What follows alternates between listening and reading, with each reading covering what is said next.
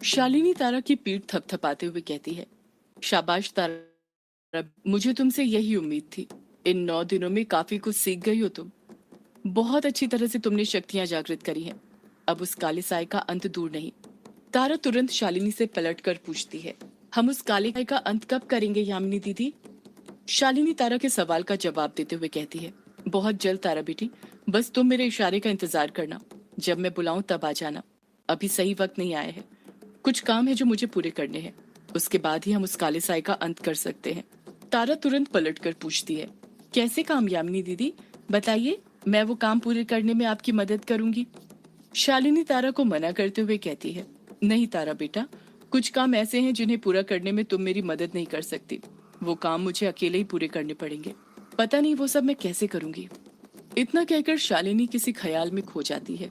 अगले ही पल वो बहुत उदास हो जाती है। उसके चेहरे की सारी रौनक गायब हो जाती है। ऐसा लग रहा था उसे कोई ऐसा काम करना था जो वो कतई नहीं करना चाहती थी। जब कुछ देर तक शालिनी कुछ नहीं बोलती तो तारा उसे हिलाते हुए कहती है, यामिनी दीदी, कहाँ खो गई आप? यामिनी दीदी, आप ठीक तो हैं? शालिनी अपने ख्यालों की दुनिया में से बाहर आते हुए कहती है, कहीं नहीं तारा बेटी, बस यूं ही, मैं ठीक हूँ। तुम? शालिनी ने इतना कहा ही था कि तभी उसकी नजर तारा के हाथ की हथेली के पीछे स्टार वाले निशान पर पड़ती है और वो देखती है कि तारा स्टार के अंदर आधी आंख का निशान बना हुआ था, जो सुइयों से चुभ होकर बनाया गया था, जो किसी और ने नहीं बल्कि वर्चस्विनी ने उस रात बनाया था जब वो तारा को काली दुनिया में प्रवेश करवाना चाहती थी। शालिनी तुरंत हड़बड़ाहट के साथ तारा का निशान वाला हाथ पकड़ती है और घबराते हुए कहती है, ये निशान, ये निशान अभी तक गया नहीं। तारा स्टार के अंदर बने आधी आंख के निशान को देखते हुए कहती है, नहीं यामिनी दीदी, ये निशान नहीं गया। शालिनी परेशान होते हुए खुद से बड़बड़ाती है, पर ऐसे कैसे हो सकता है? शक्तियां जागृत होने के साथ ही इस निशान को चले जाना चाहिए था। फिर ये अभी तक गया क्यों नहीं? इतना कहकर शालिनी मन ही मन परेशान होने लग जाती है और उसकी परेशानी उसके चेहरे पर साफ दिखाई दे रही थी। तारा धीरे से शालिनी से पूछती है, क्या हुआ शालिनी दीदी, कोई परेशानी है? शालिनी ना चाहते हुए भी तारा से झूठ बोलते हुए कहती है, नहीं तारा बेटी, कोई परेशानी नहीं है। शायद वक्त लगे इस निशान को जाने में। कभी कभी वक्त लगता है इन निशानों को जाने में, एकदम से नहीं जाते हैं। शालिनी के दिमाग में कुछ ख्याल आता है और वो अगले ही पल तारा से पूछ बैठती है, तारा, आपकी मम्मा तो ठीक है ना? क्या वर्चस्विनी ने कभी तुम पर फिर से वो सब किया? मेरा मतलब है कि तुम्हें कभी लगा कि वर्चस्विनी जी तुम्हारे साथ फिर से वो सब गलत? शालिनी अपनी बात पूरी करती उससे पहले ही तारा उसे बीच में टोकते हुए कहती है, नहीं यामिनी दीदी, जब से कछुए भैया ने मम्मा को वो गोमती चक्र रिंग दी है, तब से मम्मा पूरी तरह बदल गई है। अब तो वो मेरा बहुत ख्याल रखती है, मुझसे पहले से ज्यादा प्यार करती है। मम्मा अब पूरी तरह से ठीक है। शालिनी मन ही मन सोचने लग जाती है, जब वर्चस्विनी ठीक है तो फिर ये निशान गया क्यों नहीं? अभी तक तो इसे चले जाना चाहिए था। कुछ बात समझ में नहीं आ रही है, आखिर ये निशान अभी तक गया क्यों नहीं? शालिनी तारा की हथेली के निशान को देखते हुए कहती है, तारा बेटा, क्या तुम्हें इस निशान के बारे में पता है कुछ, कि ये निशान किस चीज का है? तारा तुरंत हड़बड़ाहट के साथ कहती है, हाँ शालिनी दीदी, मम्मा ने मुझे उस रात इस निशान के बारे में बताया था। शालिनी बौखलाहट के साथ कहती है, क्या बताया था तारा बेटा? तारा जवाब देती है, जब मम्मा ये निशान फर्श पर बना रही थी तो उन्होंने कहा था ये दिखने में भले ही आंख की तरह हो, पर ये कोई मामूली आंख नहीं है, बल्कि ये भक्षानर की आंख है।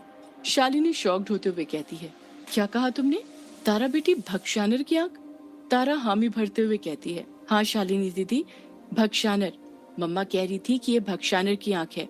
अब से हर वक्त ये तुम पर नजर बनाए रखेगी, उनकी कृपा दृष्टि में रहेगी। ये वो निशान है जो लाखों में से किसी एक को मिलता है और उसके लिए तुम्हें चुना गया है। यही काली दुनिया का द्वार है। ये आंख स्वयं भक्षानर की आंख है। तारा इसके आगे कुछ कहती उससे पहले ही उसके अंदर वर्चस्विनी आ जाती है, जिसने अपने दोनों हाथों में नाश्ते की प्लेट पकड़ कर रखी हुई थी। उसे देखते ही तारा और शालिनी दोनों एकदम से खामोश हो जाते हैं। वर्चस्विनी तारा और शालिनी को घूरते हुए कहती है, क्या हो गया, तुम दोनों मुझे देखकर चुप क्यों हो गए? शालिनी हंसते हुए कहती है, वो हम दोनों स्टैचू स्टैचू कहते थे ना, इसलिए। वर्चस्विनी जी चुप हो गए। वर्चस्विनी कहती है कि तारा भी ना जैसे जैसे बड़ी होती जा रही है और परेशान करती जा रही है। बताओ, आपको भी आते से ही खेलने लगा दिया। वर्चस्विनी नाश्ते की एक प्लेट शालिनी को देते हुए कहती है, लो शालिनी, ये नाश्ता लो। शालिनी नाश्ते की प्लेट लेते हुए कहती है, अरे इसकी क्या जरूरत थी। शालिनी वर्चस्विनी के हाथ से नाश्ते की प्लेट ले ही रही थी कि तभी वो नोटिस करती है कि वर्चस्विनी ने अपने हाथ में वो अंगूठी पहनकर रखी हुई थी जो कछुए ने उसे दी थी। शालिनी मन ही मन सोचने लग जाती है, अंगूठी तो वर्चस्विनी ने पहन कर रखी हुई है, तो जाहिर सी बात है उसे उसका मकसद याद नहीं आ सकता और वो तारा को कुछ नहीं कर सकती। फिर तारा की शक्तियां जागृत होने के साथ ही उसके हाथ पर बना आधी आंख का निशान चले जाना चाहिए था, पर यह गया क्यों नहीं। शालिनी इसी सोच में डूब जाती है। इस तरफ युग और अभिमन्यु अभी अभी मेहंदी पथार पुलिस स्टेशन से लौटकर हवेली आए थे और अभिमन्यु इस वक्त कमरे में था। कमरे के अंदर उसके सिवा कोई और नहीं था। अभिमन्यु का चेहरा पूरी तरह पसीने से लथपथ था। वो काफी थका हारा लग रहा था। उसका चेहरा लाल हो रहा था, जैसे बाहर की धूप उसे बिल्कुल बर्दाश्त नहीं हुई हो। अभिमन्यु के बाल भी अस्त व्यस्त तरीके से फैले हुए थे। वो लड़खड़ाते हुए कमरे के अंदर लगी ड्रेसिंग के सामने आता है और वहीं पर आकर रुक जाता है। वो वहीं पास में ही रखी पानी की बोतल को उठाता है और उसे अपने सिर के ऊपर उलट देता है। अभिमन्यु का शरीर पानी से भीग जाता है। ऐसा लग रहा था जैसे अभिमन्यु को गर्मी बिल्कुल सहन नहीं हो पा रही हो। पानी उलटने के बाद अभिमन्यु लंबी आहें भरने लग जाता है, पर उसके चेहरे के एक्सप्रेशन देखकर साफ समझ आ रहा था कि उसे अभी भी ठीक नहीं लग रहा था। कोई चीज थी जो उसे अंदर ही अंदर खाई जा रही थी। अभिमन्यु चीखता है, आह। अभिमन्यु ने कुछ इस तरह चीखा था कि उसकी आवाज कमरे के अंदर ही दब कर रह गई थी। अभिमन्यु आईने में अपनी लाल आंखों को देखते हुए कहता है, बस अब और नहीं, ये दर्द और नहीं सहा जा रहा। इतना कहकर अभिमन्यु अपनी शर्ट उतारने लग जाता है। अभिमन्यु शर्ट उतारकर अपने बदन को आईने में देखने लग जाता है। अभिमन्यु के हट्टे कट्टे सीने पर कई सारे बाल थे। उसका पूरा सीना बालों से ढका हुआ था। अभिमन्यु अभी भी दर्द से कराते हुए धीरे धीरे आहें भरता जा रहा था। ऐसा लग रहा था जैसे वो अपने दर्द को अंदर ही रखना चाहता था, चीखना नहीं चाहता था, ताकि कोई उसकी चीख न सुन ले। अभिमन्यु ड्रेसिंग पर से ट्रिमर उठाकर उसे चालू करता है और उससे अपने सीने की हजामत करने लग जाता है। देखते ही देखते अभिमन्यु के सीने के बाल फर्श पर गिरने लग जाते हैं और कुछ ही देर में अभिमन्यु का सीना साफ हो जाता है। जब अभिमन्यु का सीना साफ होता है और वो आईने की तरफ अपनी नजरें करता है तो देखता है कि उसके सीने पर कई सारे जलने के निशान थे। ऐसा लग रहा था जैसे किसी ने उसके सीने पर गरम गरम चाबुक से वार किया हो। वैसे ही जलने का निशान अभिमन्यु के हाथ पर भी बना हुआ था। अभिमन्यु के सीने पर जो चाबुक के जलने का निशान बना हुआ था वो सड़ रहा था और वही अभिमन्यु को अंदर ही अंदर तकलीफ दिए जा रहा था। एक ऐसा दर्द जो अभिमन्यु को धीरे धीरे कमजोर तो बना ही रहा था, साथ में मार भी रहा था। अभिमन्यु धीरे धीरे अपने सीने पर के उस निशान के ऊपर हाथ फेरने लग जाता है। वो निशान इतना घिनौना था कि अभिमन्यु से भी उसे देखा नहीं जा रहा था। अभिमन्यु अपने सीने के निशान को देखते हुए उस पर हाथ फेर ही रहा था कि तभी उस कमरे के अंदर डायना आ जाती है। डायना कमरे के अंदर घुसते ही उस निशान को देखते हुए कहती है, ये निशान, ये कैसे निशान है अभी? डायना की आवाज सुनते ही अभिमन्यु तुरंत अपनी शर्ट उठाता है और उसे पहनने लग जाता है। डायना अभिमन्यु की शर्ट को अपने एक हाथ से पकड़ती है और उसे रोकते हुए कहती है, रुको अभी, देखने दो मुझे। अभिमन्यु डायना को तेजी के साथ धक्का देते हुए कहता है, दूर हटो डायना मुझसे, मुझे छुओ मत। अभिमन्यु के धक्का देने पर डायना लड़खड़ाते हुए फर्श पर गिरते हुए चीखती है, आउच। अभिमन्यु तुरंत डायना के पास जाता है और उससे पूछता है, तुम ठीक तो हो? डायना तुम्हें लगी तो नहीं? डायना अभिमन्यु की आंखों में देखते हुए कहती है, दर्द भी खुद देते हो और दर्द का एहसास भी खुद ही पूछते हो अभी। अभिमन्यु को अपने किए पर पछतावा होने लग जाता है। वो डायना के पास खड़ा हो जाता है तो डायना भी खड़ी हो जाती है। डायना अभिमन्यु से फिर पूछती है, मुझे वो घाव दिखाओ अभी। अभिमन्यु अनजान बनते हुए कहता है, कैसे घाव डायना?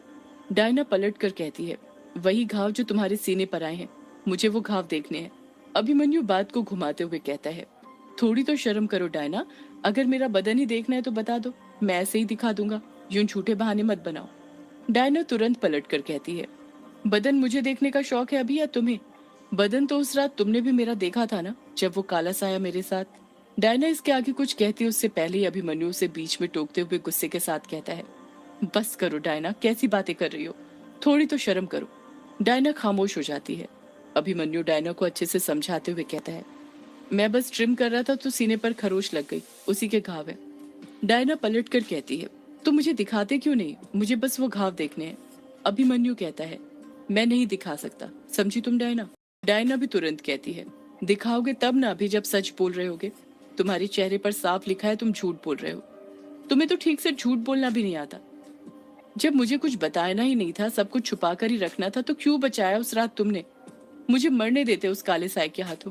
क्यों मुझे बचाने के लिए तुमने अपनी जान को खतरे में डाला? ये सब बोलते बोलते डायना की आंखें नम हो गई थी। अभिमन्यु डायना की नम आंखों में देखते हुए कहता है, क्योंकि हम दोस्त हैं, और सच्चे दोस्त वही होते हैं जो कभी साथ नहीं छोड़ते, किसी भी मोड़ पर, फिर चाहे जीने मरने का सवाल ही क्यों ना हो।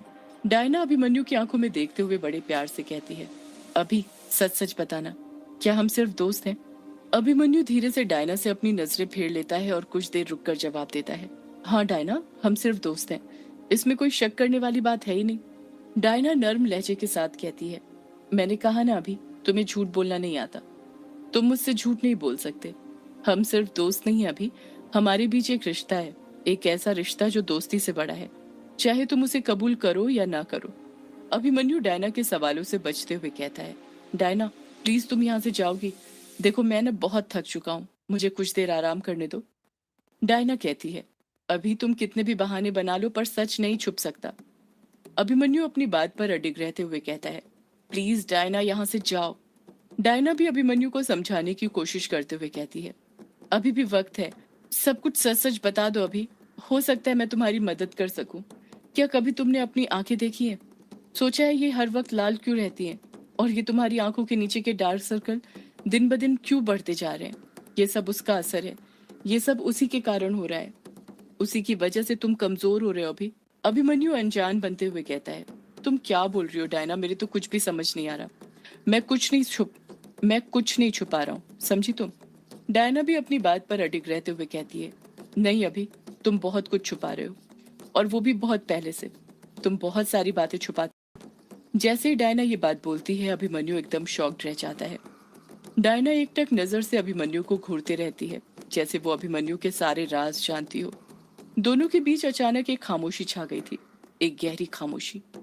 अभिमन्यु उस खामोशी को तोड़ते हुए डायना को एकटक नजर से देखते हुए उससे पूछता है, तुम किस बात की बात कर रही हो डायना? कौन सी बात छुपाई है मैंने जो तुम्हें पता चल गई है? सदियों से है पुरानी, ये है यक्षिणी की कहानी। यक्षिणी एक आग है, यक्षिणी तेरा ख्वाब है।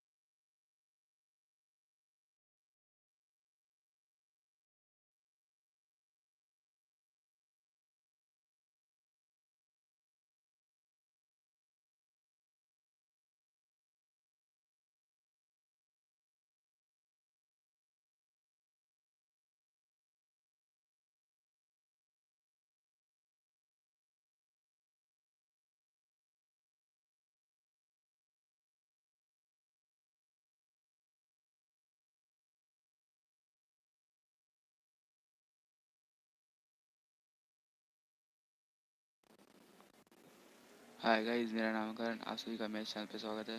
तो गाइस हम खेलेंगे लेफ्ट राइट, ये हमने स्टार्ट कर लिया है और बढ़ते रहेंगे इसके साथ।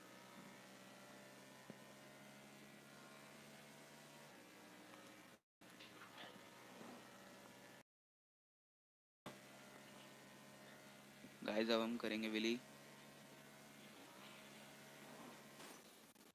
राइट हो गया।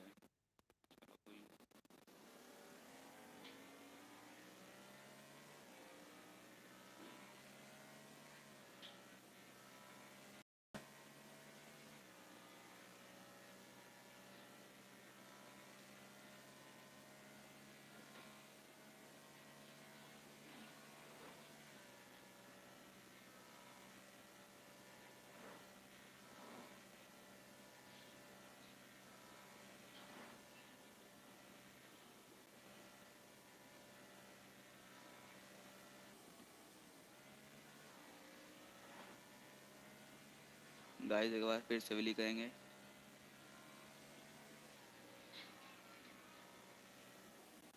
पहले जान से निकलते हैं।